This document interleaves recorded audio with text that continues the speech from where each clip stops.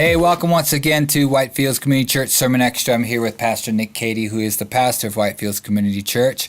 We're great to have you with us once again this week. If you missed Sunday's sermon, get over to whitefieldschurch.com and you can download it there. There should be a link down in the comment section, and you can catch up with us in case you missed something. If you've been on this journey so far with us, we are now in Romans chapter 9. In Romans chapter 9, 10, and 11, focus specifically on understanding Israel. And one of the key questions is, and one of the maybe controversial questions that might rise with going to chapters 9, 10, and 11, is the idea, is God done with Israel, number one, and number two, this topic of replacement theology where we, the church, are now identifying with Israel, and anytime the word Israel is mentioned, God is speaking about us, the Gentiles, who have now been grafted into that new covenant, into that promise that God gave to Abraham. So what were your thoughts on that? Yeah, I think that chapter 9, 10, and 11 specifically tell us that this is not a replacement of Israel. That is really the key. So replacement theology, like you're saying, is this theology is kind of like says that God kind of pulled a switcheroo, right? Mm-hmm. Like he was into the Jews and he had all these promises, and then he kind of plug and play, right? Like unplug these guys, plug these guys in, and now it's the Christians and all those promises belong to the Christians. Now that's kind of true, but it is not a replacement, and that is really what he's saying here. So here's how Romans 11 is going to really explain that question and answer it really succinctly, but it's also answered here. It's going to say this, that there is a chosen people of God. In the Old Testament, it was Israel, which means governed by God or ruled by God. They were God's chosen people. And what it says in 11 is that what has happened is what he says here in chapter 9, where he quotes from Hosea. I'll read it to you. He says, "Those who were not my people, I will call my people. He who was not beloved, I will call beloved. And in the very place where it is said to my people, you are not my people, there they will be called sons of the living God."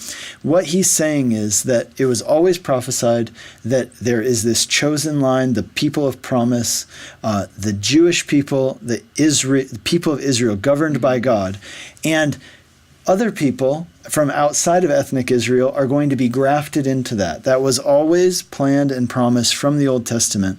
Now it gets to the question of, well then, what about all the Jewish people who don't believe in Jesus? That's what he deals with here in chapter 9. And he says there in verse 6, he answers the question, has God's word failed? In other words, if God did this plug and play thing, then we would say that God's promises to Israel have failed in a way, and God has unplugged them and plugged these other people in instead. And what he's saying is that's not what has happened. What has happened is that there was always the case, what he mentions here in verse 27 of chapter 9, where he talks about how Isaiah talks about the remnant. In other words, not all Israel is Israel, right? So not every Jewish person belongs to this chosen nation. Many do, but there are some who don't. And so what's happening is this remnant, which is a group within the ethnic nation of Israel, who are the people of promise, and he makes that point clearly through chapter 9. What's going to happen is what's always been prophesied. And it's happening now. This is what we see. Gentiles, Christians coming and believing in Jesus who are not ethnically Jewish, they are being grafted into that same tree. So it's not replacement. It's just a clarification that not all ethnically Jewish people are part of that promised line, and that other people can be grafted in.